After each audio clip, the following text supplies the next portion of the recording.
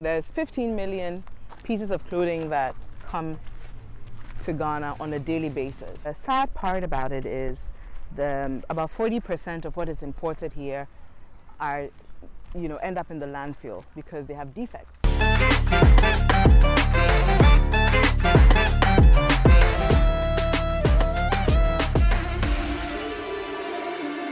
Hello, I'm Caroline Wanga, President and CEO of Essence Ventures, and today we are here for another edition of Chief to Chief. As you know, we are strongly anchored in making sure that we are enforcing that the Black woman is the CEO of home culture and community, and therefore where she goes, as does home culture and community. And as you know, Chief to Chief is about pulling out the stories of the women who are doing chief things so you can look at the chief in yourself. And so today, I'm joined by my sister, and I'm going to give her our standard opening question, which is, who is Roberta? First of all, thank you for coming to welcome to my home and welcome to Ghana. Thank you. What I say is Ghana is a continent, right? So everything is happening. So I'm gonna throw up a little suggestion there, but carry on. So, and of course we won the Jollof Wars anyway. So going back to it. So Roberta, I'll say that I am a modern African woman. I embrace my modernity, but at the same time, I have like very deep cultural roots. I'm from a family that has been very pivotal in educating and promoting culture in the Ashanti, especially from the Ashanti tribe, from my mom's side. And with the family that I come from, we're very strong in education and giving back to society and community. And that was basically embedded in me, or I would say inculcated in me at a very young age. So the concept of giving back has been part of my roots from, very early stages.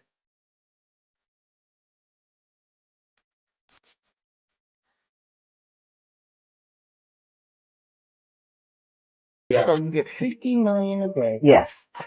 What percent? 40% of that. 40%. Almost half of it ends up here. Never even gets worn. Exactly. Because it was sent defective. Exactly. So the consumers even see that? So It just comes straight here. it just comes.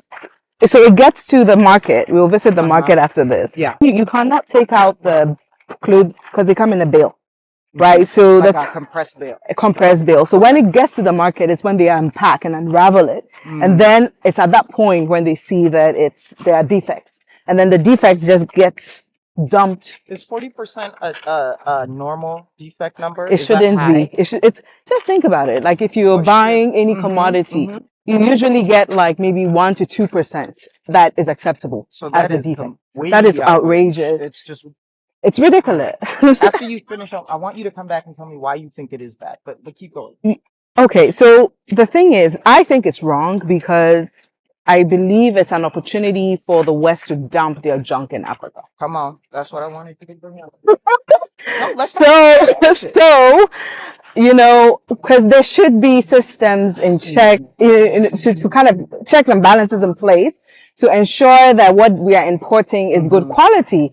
I mean, if we're sending stuff to Europe, just imagine when you're taking a flight, they even spray the plane so that you don't take your bugs. So why do we have to get defective clothes, right? How do you define equity? I have a definition. I want to hear yours. Equitable is when everybody gets an opportunity to voice their opinion and for their consideration to be part of a decision. And currently, that's why I say it's not equitable, because it's like it's not balanced. The relationships have to be symbiotic. Yes. It has to benefit both parties. Yeah. In this particular case, it's extremely parasitic because here we are importing junk. We have no, we don't even have the opportunity to pick what we want. It's billed for us. We only see pre-packaged for us. You better take it. Like there's no opportunity for you to even unravel it and see if this is actually something that is good for your country. And in the market, we go to Kantamanto market. That's when they actually find out about the 40% defect, when they open the bill. And then it ends up in the landfill because what they do is they pack it on the side, and in the middle of the night, the waste management company just pick it and they have no right to take it. So it ends up here. Right now. So this is a community. That's a community. That's a living People live culture there. community. Yes. People live there. You see livestock, you Mhm. see human beings, you see kids jumping. Mhm. This is a community. And unfortunately for us, this is what we can do. This is the best we can do, is to burn this junk. And that alone also emits. You've got a whole different crisis happening with Exactly. the air. Seriously? What is the government doing? So it's people were, were suggesting that we should ban secondhand clothing, and I keep telling, it's What is going that to be mean when you say extremely. ban secondhand Yeah, clothing? so stop the importation. It's so multifaceted and so nuanced. How are you just going to stop someone's livelihood? Do you understand what I'm saying? There are people who are making ends meet from actually importing these clothes. The women in the market who actually take 1,000 to 2,000 CDs a day home. And there's another challenge, they talk about developing the local fashion industry. How can you develop the local fashion industry when you have cheap clothing coming in from China, from Australia, from UK, from Europe? Just think about it. You bought this beautiful jacket from my friend Chocolate. There's a premium to it because he has to go through all the layers of the supply chain to be able to source fabric, to be able to produce, to be able to afford And electricity. he makes high quality clothing. High quality, right? And even the retail is not cheap where his stores are. And so it all comes in the pricing. Yeah. How is he going to compete with a secondhand clothing? Go anyway. He can't, because it's going to be a cheaper option for the average Ghanaian. So that is also stifling the growth of the local industry. And that is why I feel government needs to step in, not by banning, but we need to put in measures, right, to actually make it more equitable. When I say that, let's take opportunity to do quality control before the goods actually come. What would that look like? So look at exportation points in Europe, Australia, and China. Mhm. Ensure that the agents that are basically managing Mhm. the goods are from Europe and from Ghana or wherever in Africa it's going to. Mhm. Ensure that there's a system to check the quality before they actually build the clothes, so that we can import the right clothes. And then there should also be moderation. If you're going to bring secondhand clothing, there should be a premium to pay, so that can enhance the local industry to actually, for us to be able to develop it further. We need to put certain barriers for people to make it, like a fair price in terms of the pricing, right? So if you're bringing in secondhand clothing, the value should actually be priced at the same level as the local industry, if not To more. stop the cannibalism. Exactly. So are there particular countries that are violating this more than others in the West? I think in Ghana, if I remember correctly, the bulk of it comes from Australia and the UK. Nobody would have guessed Australia. Yes. They probably would have guessed Yes. it. What Australia is it and the about UK. those two environments, do you think, that has them being an outsized participant in it? I think if you talk about fast fashion, right? Yeah. Let's also add like China to the mix, because there's a lot of overproduction that has been done in these countries. I think it's the refined kind of environment or infrastructure to produce fast fashion. These countries have that. If you look at Europe, So brands like Shein. No, I'm not Shein, Uniqlo, Shein. these No. Shein in China. Okay. It's a fast fashion brand. H&M in the US? Yes, H&M. Or is that, I can't remember. H&M, I think, is Swedish. Yep. But even they are, to me, they're trying to find They try ways at to least be recycle. more They do. sustainable, which, so I can't really talk against them. But there are brands that are just completely greenwashing by, kind of supporting community. They're not addressing the problem. They're trying to throw money at what they think are solutions to the problem. But yes, Shein is a big fast fashion brand, and that's global. and it's a global fast fashion brand. Almost everybody in the world buys clothes. Exactly. So I think, and then you have like your ASOS, all of these are fast fashion platforms. But I think what the key thing here is, if you look at Europe, right, there is such a flair for luxury. A European believes in craftsmanship. They don't mind spending lots of money, euros, thousands of euros, to buy something that was made by, let's say, Versace or Gucci or, like the big brands. There you, or even like if you look at the French culture, like Yep. an LVMH or a Dior. Vuitton. Exactly. So they basically are more into craftsmanship and into buying extremely premium and luxury goods versus the other parts of the world where the infrastructure is just there to produce in a fast manner. And that is why we're getting, that shift Do I into. hear you saying that luxury brands actually are not contributing to this as No, much they're because not. they produce less at Yes. higher cost, Exactly. And high quality. higher quality? Yes. So people will keep them Exactly. and share them down for generations. Exactly.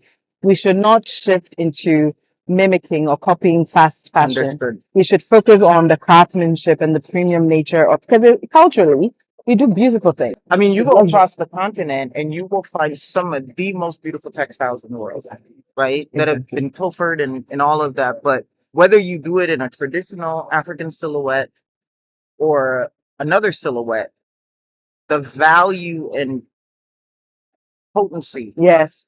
of the way that our textiles are made, the stories behind Yes. them, what they mean culturally, what they provide is second to none. Exactly. And that is Maybe China luxury. and like some of what they do with embroidery, but like there's not really another continent in the world that produces our multifaceted textiles in the way that the continent does. Exactly. And everything is focused on craftsmanship. And these are things that can be passed on from generation to generation. So if you talk about the core values of luxury, craftsmanship is at the center of it. And I like the fact that you talk about embroidery in China. Chanel was built as a business in Paris or France based on a specific craftsmanship. And today, And something that's very French. French. So why can we take that? Look at the That's a Maasai really good point. culture in Kenya. The Maasai from Kenya just I mean, they made beautiful beats. Beautiful and they beats. have their own plaid, Yes, right? Because everybody thinks plaid is European. they do. And in fact, what is happening is the appropriation of that craftsmanship Say it. Say it. into the international That's luxury, exactly right. right? That's And actually okay. So what you just said is really important. On one hand, fast fashion is dumping. yes, On the other hand, luxury is not dumping. no, they are They're appropriating. appropriating Exactly. what we create Exactly. to create their stuff. Thank you. The Impact Fund for African Creatives. Talk about it. It's a platform that has a three-pronged approach to solving these two things you just talked about. Adding on women's empowerment, especially through economic empowerment. What does that look like? Make it Yes. tangible for people. Sure. So, for instance, we talked about the fact that the local fashion industry needs to be developed. How do you develop something if you're still in your infantile stage? How do you compete globally? You need to create a platform for fashion designers here to be able to learn the tools to compete globally. And that is what our incubator does. It takes them through a 12-man program, very rigorous. You work with industry experts to build your business. So you have the robust business plan behind your creativity so that when Dior shows, you can also show in Paris. But it's not just about the show and the models and the press, which is really important. It's actually the bottom line is profitability. So we are teaching designers to think about profits. When do I break even? How do I build a business plan? How do I pitch to investors? How do I bring capital into my business? How do I put a board together? All these things are very, very important to actually building a business. So that is the first stage. Then after you've gone through that, we then have an early stage ventures fund that can then put equity into your business and take a stake. I take a board position and I ensure that you do the things that you're supposed to do. You adhere to your business plan and you don't deviate from it. You spend wisely. You focus on hitting your targets to be profitable. Then once they're done, there's also the development and infrastructure, which is what you see here.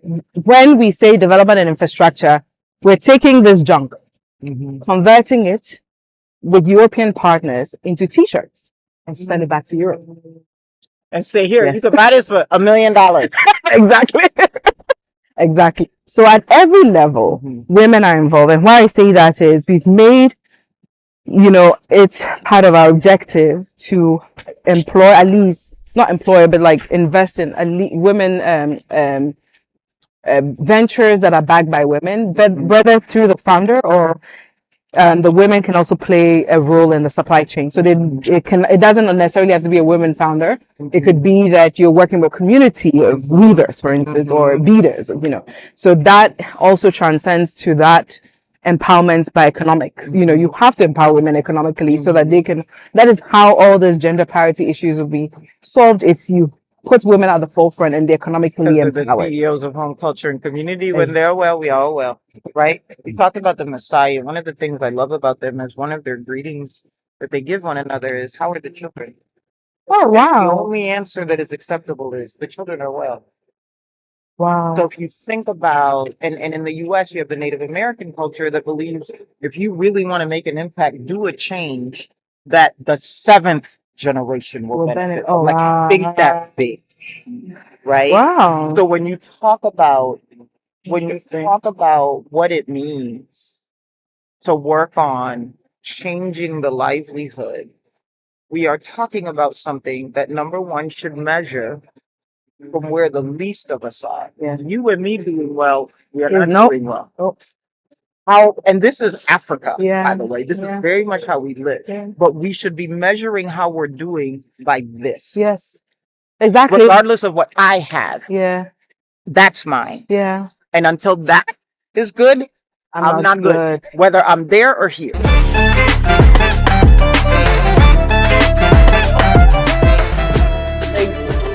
Yeah. So these are all secondhand clothes. These are denim. They do underwear. You see? So this is what they unveil. Yes. So you see the packs in blue? Those are the bales. So these are what come off the shipping container? No, actually, these are plastics. This one. Under it. That's what comes off Yes. the shipping container? Yes, the bottom one. So they have like a central point where they take it. So these guys go and pick. You see the bales? They pick the bales from the wholesale agents. Then because this is a retail site.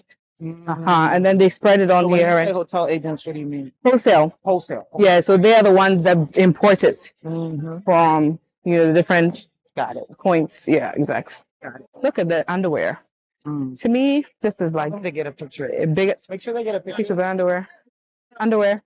That one right there. You can bras. And they're used. Yes, use bras.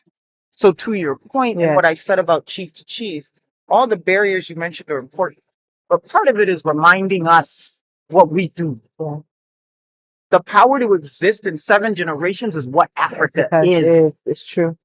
Our tribe, Yeah. like we've got centuries of generations. We just need to remind ourselves that the skills, the approaches, and the processes can be applied here. We need work done. Yes. We're not helpless. We need work done and we need strategic partners. Yes, that's what I was going to Yes. ask. So if you Yes. are listening to this conversation, Yes. and I'm going to ask it to you on 2 levels. I'm going to ask it to you as a person, and I'm going to ask you as an organization. So I'm a girl. I don't have a stylist, nor do I have any desire to be a stylist, but style is my hobby, Okay. right? So putting clothes together is fun for me. I try to anytime I do something public, I must have on something from a Black owned brand, right? But if I am me and I'm listening to this conversation with you and I'm thinking, I still like my hobby and style, but what's one thing I can do differently to support as an individual? Then the same question for To the support organization, what? your movement. Yes. What is, if I live in New York Yes. and I'm a girl who loves fashion and I'm not going to stop loving fashion, what can I do from the one seat I sit in to change the Support the narrative you have? campaign. Yes. Then same question if I'm an organization. So for the organization, because we established ourselves as a fund because you need resources to be able to achieve all of these. This is Just define what you mean by resources in case people don't understand what you mean by so funds, right? You need funds, you need money. You need money to achieve all of this. Like taking all of this, sorting it out, taking it to the factory, it's money. So from organizations in the US and beyond, we need to mobilize more money to be able to address this because it cannot be left as a government problem. I always say that in Africa, we have a lot of challenges: education, access to good health. So the government is always putting out fires. You know, we're in a country where we're now trying to negotiate with IMF for a bailout, right? So they have enough problems. But as private sector, we can come together through crowdsourcing, crowdfunding, donations to actually support ventures like ours, platforms like ours, So and as an even individual beyond. donor, Yes. I can contribute. Yes, we have a grants fund. So Tell the people where to go contribute. so we have a grants fund. So if you go to our foundation, which is African Fashion Foundation, we've set it up in a way that we are building an ecosystem of different funding, I would say, modalities. First is people that just want to donate for a tax receipt. You can go through the grants fund, and that goes through the foundation. And if you're an investor or an individual that you have funds and you want to invest, we take minimum 100,000 into our fund, and that gives you a share certificate. So you can either go through our early stage fund or our development and infrastructure fund. But you can come in as an organization or as an individual at any level. If you don't have money, which is also fine, you may be a student, you may be, a professional, but still want to be supported, you can join our community, because we have a community of mentors for our early stage brands. For instance, we ran a program from January, and since then we've had about 5 mentors come and just talk to the different designers and help them, because you may be privy to information sitting in New York that a local creative here doesn't have Information is access. capital too. Yes. If somebody wants to be a mentor, how do they sign up? Same site? So that is www.iffa-c.com. That is the site for the fund. So you send in. There's a page where you can actually put a form where you can fill all your information and let us know what your interests. It could be that you want to do research with us. We've had people approach us about research. Just recently, we talked to an institution. I can't mention their name. They were doing research on this particular thing, and I sat in the room with them for an hour to see what kind of statistics they have and what we have. And they're like, "Oh, Roberta, you've actually done the work, so let's see how we can support and enhance the work that you're doing." So it could be information. It could be capital. It could be, just even being an ambassador for us. We need ambassadors. We need people to spread the good word on what we're doing, right, on a global scale. It could be hosting stakeholder meetings for us to come into your city and talk to stakeholders to see how we can engage them, because it's not just Africa's problem. This is a global problem. It's coming to you next. I think we should let these fast fashion brands, we should hold them more accountable for their actions. Because I'm a scientist, by the way, by education. What does that mean? Scientist. I studied at Georgetown University, biotech and biochemistry. And I know. In the US. The US, yes. And I'm telling you that if you look at the life cycle of making clothing, and I'll say fashion industry is the second largest polluter of the environment behind fossil fuels. The process of making clothing has a lot of impact on water, because it takes a lot of water to actually get cotton. So the production of it is an environmental concern to begin with. So we need to do things in moderation. We cannot be overproducing, because that is also, creating I'll tell you, an accelerated negatively accelerated impact on the environment, and that comes to affect the rest of the world. If you look at what is happening globally with tsunamis and earthquakes, and this is all the impacts of climate change. So as a consumer, if you're on the internet ordering your clothes, do it in moderation. Okay? Don't do it because, okay, I can buy this t-shirt and just throw it out tomorrow, so let me buy the next. Do it in moderation. Also, try and talk to the people producing the clothes. Try and ask them very interesting questions. How are you producing? How is it impacting the environment? Who are you employing in your production? Are you employing children? Are you paying fair wages? All these things are important. One of the things, I was just talking to Chocolate about this yesterday, is taking the things that I'm usually getting something made. I have a more eclectic style, so I tend to end up in higher end shopping just because of like what I like, what you texture like. and color and weight, right? If I do fast fashion, that means I lost some in my luggage, right? Like I really don't usually do that. Oh, I'm doing like jewelry, not clothes, right? But one of the things Chocolate and I talked about was a lot of the stuff that I choose to wear, and I'm just giving my own personal testimony, right? I get made or is distinctive enough to where I probably won't wear it again for 5 years. Yeah.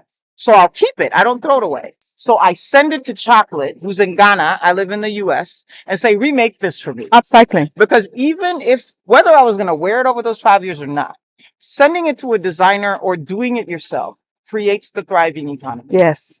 So thinking about how to redo the look you Yeah. invested could Yeah. be on that list of 5. Yeah. And I using like that. fashion designers Yes. to do that so that the dollar of that article of clothing keeps rotating, even though the clothing never changes Yes. and doesn't end up here. Yes. And that is what is upcycling. Right? And there are few brands that are actually upcycling. They're taking also the secondhand clothing in the market and they're creating collections out of that. So I think it's a brilliant idea to select maybe a handful of designers and just have a call to action. Let them upcycle a few pieces. You are going to help us Sure. produce a list of designers in Ghana Yes. who would help with redesign Yes. and how to ship your things to them, Yes. how to engage with them virtually, Yeah. to have them take what your hobby or investment may be and reimagine it so that the dollar value Yes. to the economy of fashion is renewed without the waste. Without a waste. You I can love help us that. connect us to designers who do that. Yeah. And the reality is, it'll be almost like a self-fulfilling prophecy. Because here's what's going to happen. You get what you pay for. Mhm. Something Chocolate made for me can be taken apart and Yeah. remade 6 times because of its craftsmanship. Yes. Something, a place that rhymes with Lasos make can't take that much, can't take that much undoing. Yes. So what could happen is a self-fulfilling prophecy. Yes. That the process of I trying love to it. get your clothing remade to extend the dollar and not create harm might teach you why investing in a higher quality garment made by an African designer is wiser. Because the dollar can grow and you can be fly multiple times. Multiple times. I love it. That's a great plan. Right? I love that.